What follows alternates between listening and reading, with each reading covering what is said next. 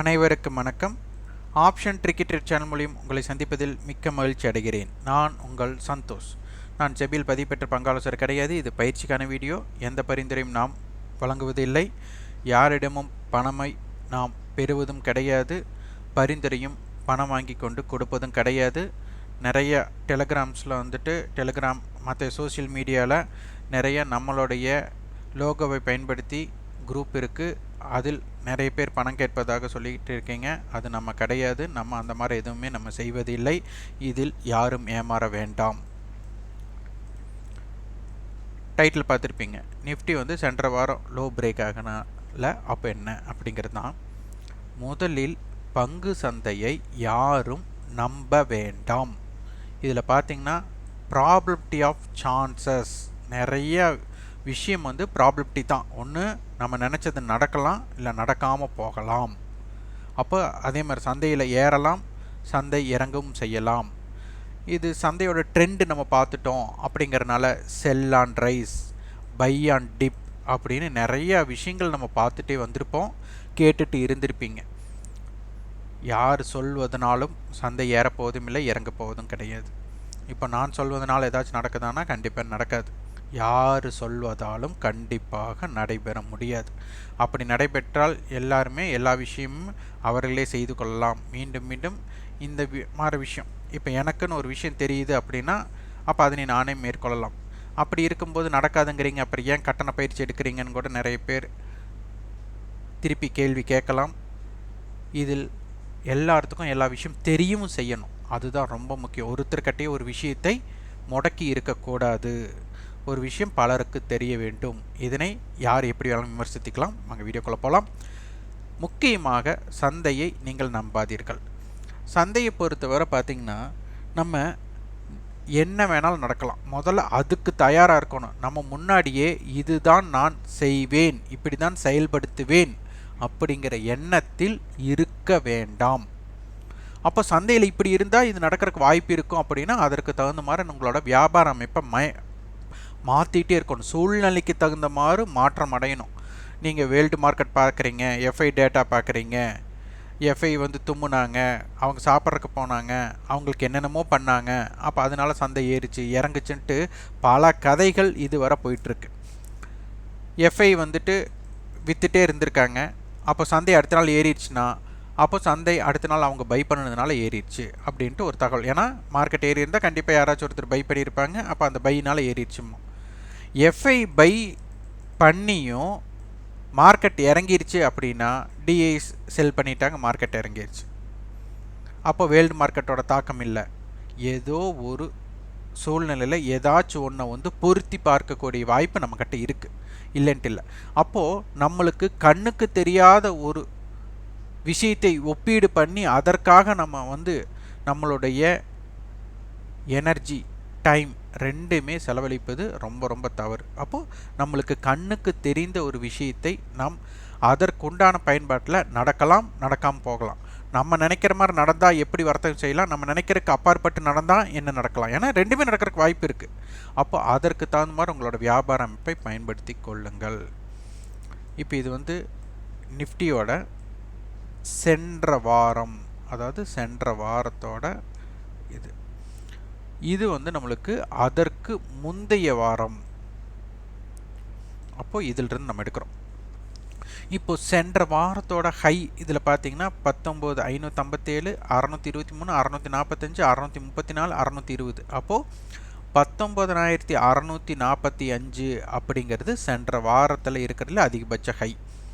அப்போ லோன் எடுத்துட்டா 19,524, 19,533, 19,467, 19,495, 19,412. அப்போ 19,412 தான் மிக குறைவானது. அப்போது ஹையஸ்ட் ஹை, லோயஸ்ட் லோ. இப்போ க்ளோசிங்கும் லோயஸ்ட் க்ளோசிங் அப்படின்னு எடுத்துக்கலாம். அதற்கு முந்தைய வாரம் கொண்டு வாங்க, அதையும் ஒப்பீடு செய்யுங்க.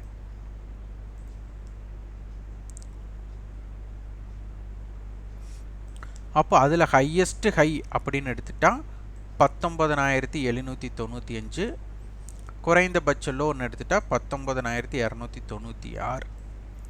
அப்போது சென்ற வாரத்துக்கு முந்தைய வாரத்தோட எல்லைகளை தீர்மானிங்கள். அப்போது இது பார்த்திங்கன்னா சென்ற வாரத்தோடது ஓப்பன் 19,666 ஓப்பன்னா, ஹை 19,795 அப்படின்னா, லோ 19,296னா, க்ளோசிங் நம்மளுக்கு 19,517னா, இது வந்து ஓப்பன் பிலோ க்ளோஸ் அப்படிங்கிறதுனால இது வந்துட்டு ஒரு நெகட்டிவ் கேண்டில் தான் இருக்கும். இப்போ இந்த வாரம் பார்த்திங்கன்னா சென்ற வாரத்தோட ஹையும் பிரேக் ஆகலை, அதாவது முந்தைய வாரத்தோட ஹையும் பிரேக் ஆகலை, லோவும் பிரேக் ஆகலை. அப்போ இதற்கு உட்பட்டு இருக்கிற இன்சைடு ஓப்பன், ஏன்னா நம்மளுக்கு ஹையே 19,645, அப்போது முந்தைய வாரம் ஓப்பன் அருகாமையிலே நம்ம போகலை. அப்போ ஹையே இந்த இடத்துல இருக்குது, ஓப்பன் அப்படிங்கிறது 19,576. அப்போ அந்த ஹைக்கு கீழே ஓப்பன், இதுவும் ஒரு நெகட்டிவ் ஓப்பன் அப்படின்னு சொல்லலாம். இப்போ க்ளோசிங் அப்படின்னு பார்த்துட்டா நம்மளுக்கு இந்த இடத்துல இப்படி இருக்குது. அப்போது முந்தைய வாரத்தோட க்ளோசிங், அதாவது என்ன ரேஞ்ச் இருக்குதோ அந்த ரேஞ்சுக்கு உட்பட்டு சந்தை இருக்குது. அப்போ இதனால் என்னென்னா நம்ம ஒரு விஷயத்தை ஒரு முடிவு எடுக்க முடியாத இடத்துல இருக்கிறோம். இதுக்கு தான் ஆங்கிலத்தில் வந்துட்டு அவங்களோட கேண்டில்ஸ்டிக் பேட்டர்னில் வந்துட்டு ஒரு கருவறைக்குள் இருக்கிற அம்மா இருப்பாங்க, அம்மாவோட கர்ப்ப காலத்தில் எப்படி இருக்குமோ அதுபோல் இந்த கேண்டில் அப்படின்னு சொல்லலாம், அந்த மாதிரி சிஸ்டம். அப்போ இதில் என்ன அர்த்தம்னா ஒரு பிரேக் அவுட் அப்படிங்கிறது இல்லை அப்படிங்கிறது நம்மளுக்கு இதில் தென்படுது. அப்போது அதுக்கு முந்தைய வாரத்தோட ஹையும் பிரேக் ஆகலை, லோவும் பிரேக் ஆகலைங்கும் போது இந்த இடத்துல ப்ரெஷர் அப்படிங்கிறது இருக்கா அப்படின்னு கேட்டால் இல்லை. சந்தை வேணால் என்ன இருந்தாலும் நெகட்டிவ் கேண்டில் இருக்கலாம், ஆனால் அதற்கு முந்தைய வாரத்தோட மூமெண்ட் ஏன் பிரேக் ஆகலை அப்படின்னு கொஸ்டின் எடுக்கும்போது நிஃப்டி வந்து அதற்கு முந்தைய வாரத்தோட லோ, அதற்கு இப்போ இந்த வாரத்தோட லோ அப்படின்னு பார்க்கும்போது நம்மளுக்கு கிட்டத்தட்ட ஒரு 116 புள்ளிகள். அப்போது இந்த 116 புள்ளிகளோட கீழே லோ உடஞ்சி அதற்கு கீழே நிலை பெறும்போது, அதுக்கு கீழேயே நம்மளுக்கு க்ளோசிங் கிடச்சிட்டு இருக்கும்போது தான் உங்களுக்கு அனைத்துமே மாறுபடுவதற்கான வாய்ப்புகள் உள்ளது. அதுவரை நம்ம வந்துட்டு மார்க்கெட் மேலேயா கீழையா அப்படிங்கிறத வந்து நம்ம டிசைட் பண்ண முடியாது. அப்படியே இருந்தாலும் அன்றைய தினத்திற்கு உண்டான தாக்கத்திற்கு தான். இதில் பெரிய விஷயமா என்ன இருக்குது அப்படின்னா ஓப்பன் பிலோ க்ளோஸ், அதாவது சென்ற வாரத்துக்கு முந்தைய வாரம், இந்த வாரமும் ஓப்பன் பிலோ க்ளோஸ். அப்போது இந்த வரும் வாரம் ஓப்பன் அபோவ் சஸ்டெயின் ஆனாலே மற்றது எல்லாமே மாறிடும். அப்போது மார்க்கெட் வந்துட்டு இந்த லோவுக்கு கீழே ஓப்பன் ஆனது பின் அதற்கு கீழே வணிகம் நடைபெற எப்படி இருக்க போகுது. அதே மாதிரி மார்க்கெட் வந்து சென்ற வாரத்தோட லோவுக்கு மேலே ஓப்பன் பண்ணி கீழேயே வரல, ஓப்பனுக்கு கீழேயே வரலினா எப்படி இருக்க போகுது அப்படிங்கிறதை தான் நீங்கள் பார்க்க வேண்டும். இது ரொம்ப ரொம்ப முக்கியம். அப்போது அதற்கு தகுந்த மாற நீங்கள் என்னென்னா மார்க்கெட் வந்து மேலே போகணும் அப்படின்னாலும் கீழே போகணுன்னாலும் எப்படின்னா ஓப்பன் பேஸ் பண்ணிக்கோங்க. அப்போ ஓப்பனுக்கு மேலே இருப்பது வந்து ஒரு பாசிட்டிவ், ஓப்பனுக்கு கீழே இருக்கிறது வந்து நெகட்டிவ் அப்படின்னு எடுத்துக்கோங்க. அப்போ ப்ரீவியஸ் க்ளோஸுக்கு மேலே இருக்கிறது வந்து ஒரு பாசிட்டிவ், ப்ரீவியஸ் க்ளோஸுக்கு கீழே இருக்கிறது நெகட்டிவ். அப்போ இந்த இடத்துல ப்ரீவியஸ் க்ளோஸுக்கு கீழும் ஓப்பனுக்கு கீழும் அதற்கு முந்தைய லோவுக்கு கீழும் வர்த்தமாயிரவர் ரேஞ்ச் எங்கே நம்மளுக்கு எக்ஸ்பேண்ட் ஆகும்னா டவுனில் தான் எக்ஸ்பேண்ட் ஆகணும். அதே மாதிரி ப்ரீவியஸ் க்ளோஸுக்கு மேலே ஓப்பனுக்கு மேலே எஸ்டர்டே ஹைக்கு மேலே நம்மளுக்கு சஸ்டெயின் ஆனால் ரேஞ்ச் வந்துட்டு எக்ஸ்பேண்ட் அப்பில் தான் கொடுத்தாகணும். அப்போ இதுக்கு தகுந்த மாதிரி அப்போ நம்மளுக்கு வந்துட்டு மார்க்கெட் ப்ரீவியஸ் க்ளோஸில் கீழே இருக்குது, ஆனால் டவுனில் ஓப்பன் ஆகுது, ஓப்பன் ஆனதுக்கு மேலே இருக்குது. அப்போ இந்த இடத்துல முரண்பாடு சைட்வேக்குள்ளே போய்டும். இந்த மாதிரி விஷயங்களை நீங்கள் எடுத்து பார்த்து அதற்கு தகுந்த மாதிரி இப்போ ப்ரீவியஸ் க்ளோஸ் இங்கே இருக்குது, ப்ரீவியஸ் க்ளோஸ் இங்கே இருக்குன்னா 19,400 ப்ரீவியஸ் க்ளோஸ்னு வச்சுக்கோங்க, 428. ஓப்பன் ஃப்ளாட்டாக ஓப்பன் ஆகுதுன்னா அப்போ அதற்கு காரணம் என்ன, அப்போ சந்தையில் வந்து டிமாண்ட் அண்ட் சப்ளைங்கிறது வந்து பெருசாக இல்லை அப்படிங்கிறது தான் ஃப்ளாட் ஓப்பனிங். அப்போது இதே 19,500 ஓப்பன் ஆனால் அதற்குண்டான தத்துவம் மாறும். இதே 19,300 ஓப்பன் ஆனால் அதற்குண்டான தத்துவம் மாறும். அப்போது ஒரு ப்ரீவியஸ் க்ளோஸிலிருந்து ஓப்பன் எந்த இடத்துல ஏற்படுகிறதோ அதற்கு தகுந்த மாதிரி மார்க்கெட் மூவ்மெண்ட் ஆகி ரேஞ்ச் மாற்றங்கள் ஏற்பட வாய்ப்பாக இருக்கும் அப்படிங்கிறதை நீங்கள் புரிந்து கொள்ள வேண்டும். அடுத்தது பேங்க் நிஃப்டி. பேங்க் நிஃப்டியும் அதே மாதிரி தான். நம்மளுக்கு வந்துட்டு இது வந்துட்டு முந்தைய வாரம் 44,993 ஓப்பன் ஆகிருக்கு. இருக்கிறதுலே ஹை அப்படின்னு எடுத்துகிட்டா 45,096 அப்படிங்கிறது தான் நம்மளுக்கு வந்துட்டு இருக்கிறதுலே ஹை.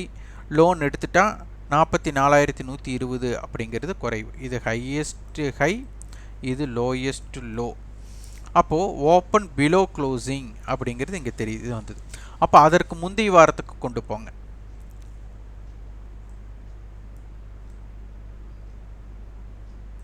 அப்போ அதில் வந்து பார்த்தீங்கன்னா ஹையஸ்ட் ஹை அப்படின்னு எடுத்துட்டா 45,782. அப்போ லோன் எடுத்துட்டா நம்மளுக்கு 44,279. அப்போது நம்மளுக்கு பார்த்தீங்கன்னா நிஃப்டியும் பேங்க் நிஃப்டியும் கம்பேர் பண்ணுங்கள். நிஃப்டி வந்துட்டு லாஸ்ட் வீக் வந்துட்டு அதற்கு பிஃபோர் லாஸ்ட் வீக்கோட லோவை பிரேக் பண்ணலை.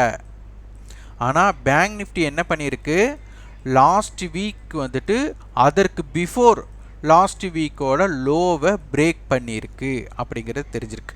அப்போ க்ளோசிங்கும் இருக்குது. அப்போது பேங்க் நிஃப்டி 44,279 மேல் இருந்தால் என்ன, கீழ் இருந்தால் என்ன, 44,120 மேல் இருந்தால் என்ன, கீழ் இருந்தால் என்ன.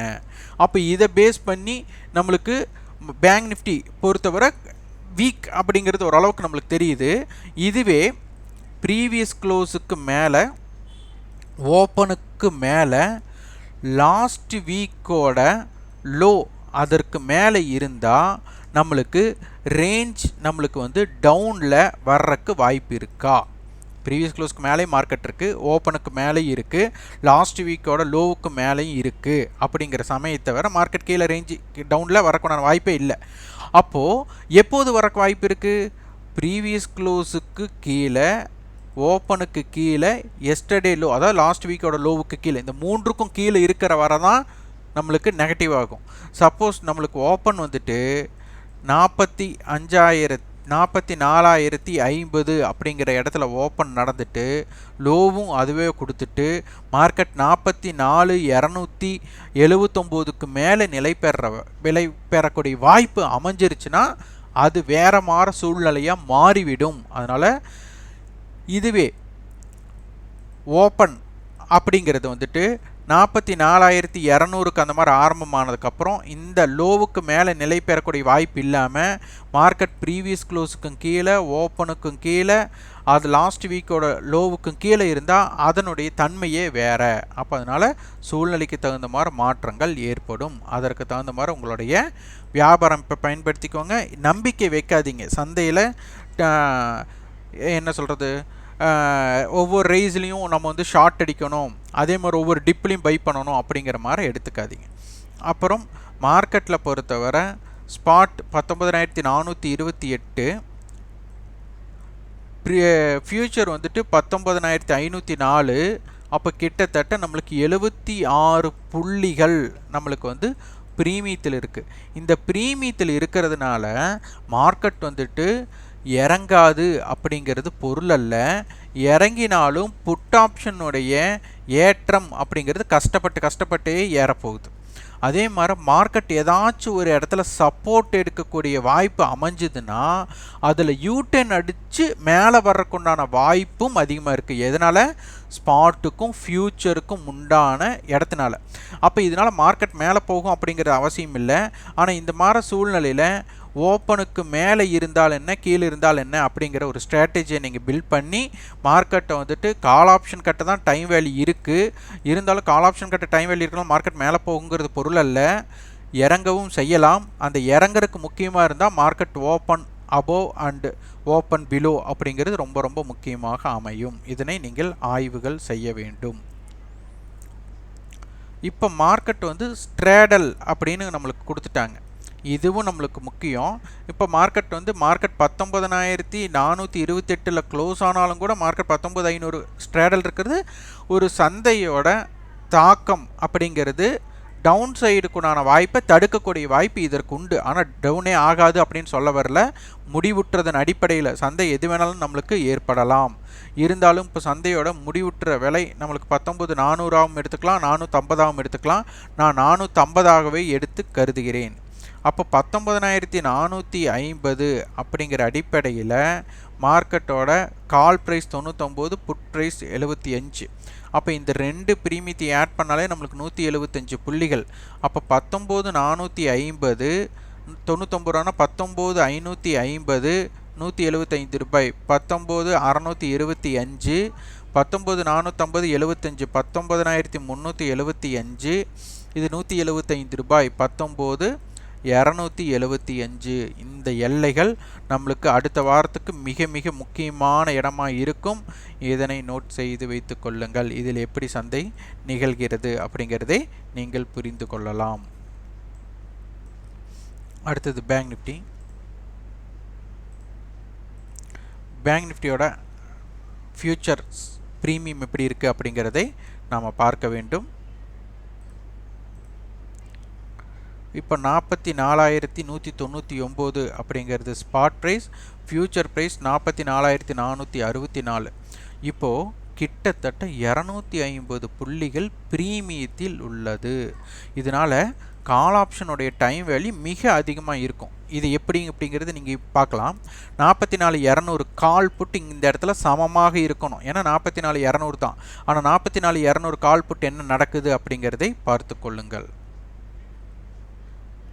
44,200 காலோட விலை 338 ரூபா, புட்டோட விலை 173 ரூபா. இதனுடைய சரி பகுதிக்கு இருக்கக்கூடிய வாய்ப்பாக அமைகிறது. இது வந்து புட் ஆப்ஷனுக்கு ரொம்ப ரொம்ப கஷ்டமான சூழ்நிலை. சந்தையை இறங்கினாலும் கால் ஆப்ஷன் டைம் வேல்யூ இருக்கிறனால புட் ஆப்ஷனோட ஏற்றம் வந்து கஷ்டப்பட்டு ஏறும். நல்லா புரிஞ்சுக்கோ. இங்கே சந்தை நான் இறங்காதுன்னு சொல்லவே வரல, இறங்கலாம்.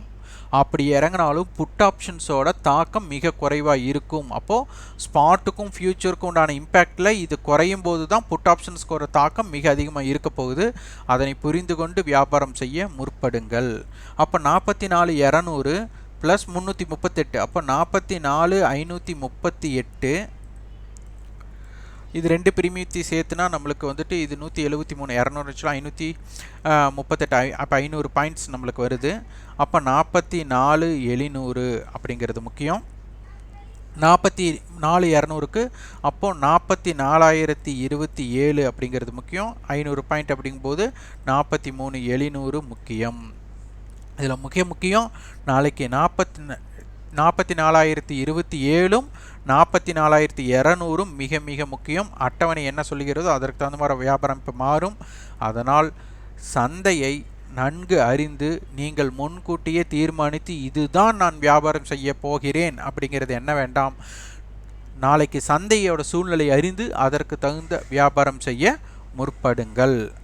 அப்போது மார்க்கெட்டில் ஸ்பாட்டுக்கும் ஃபியூச்சருக்கும் நான் ப்ரீமியம் இவ்வளோ இருக்கக்கூடாது. இப்படி இருக்குனாலே இன்டைரக்ட் நம்மளுக்கு மறைமுகமாக டிமாண்ட் இருக்குன்னு அர்த்தம். அப்போது இது டிமாண்ட் நம்மளுக்கு கால் ஆப்ஷன்ஸோட டைம் வேல்யூ வந்துட்டு நில் ஆனதுக்கப்புறம் அது புட் ஆப்ஷனோடைய தாக்கம் ஏற்படும் போது சந்தை மிகப்பெரிய இறக்கத்தை சந்திக்கும். அப்போது அது நிகழ்வதற்கு உண்டான வாய்ப்பு நம்மளுக்கு எப்படி வேணாலும் இருக்கலாம். அப்போ கால் சைட் டைம் வேல்யூ இருக்கும்போதும் புட் சைட் டைம் வேல்யூ இருக்கும்போது எப்படி மாற்றங்கள் அடையணும் அப்படிங்கிறதை புரிந்து கொள்ளுங்கள். உங்களுக்கென்று ஒரு ஃபார்முலா கிரியேட் பண்ணுங்கள். Previous close up down, open up down, yesterday high up, yesterday low down, inside என்ன நடக்குது, இதெல்லாம் பிரித்து பார்த்துட்டு அதற்கு தகுந்த மாதிரி ஒரு வியாபார அமைப்பை பயன்படுத்துங்கள். இது யார் சொல்வதையும் நம்ப வேண்டாம். உங்களுக்கு என்ன தோன்றுகிறதோ அதனை செயல்படுத்துங்கள். அப்போது தான் நீண்ட காலத்திற்கு நீங்கள் சந்தையில் பயணம் பண்ண முடியும். அதனால் பங்கு சந்தையை நம்ப வேண்டாம். இந்த வீடியோ உங்களுக்கு பயனுள்ளதாக இருந்தால் லைக் பண்ணுங்கள், ஷேர் பண்ணுங்கள், சப்ஸ்கிரைப் பண்ணுங்கள். கண்டிப்பாக உங்கள் ஃபீட்பேக் கமெண்ட் பாக்ஸில் பதிவு பண்ணுங்கள். நன்றி, வணக்கம்.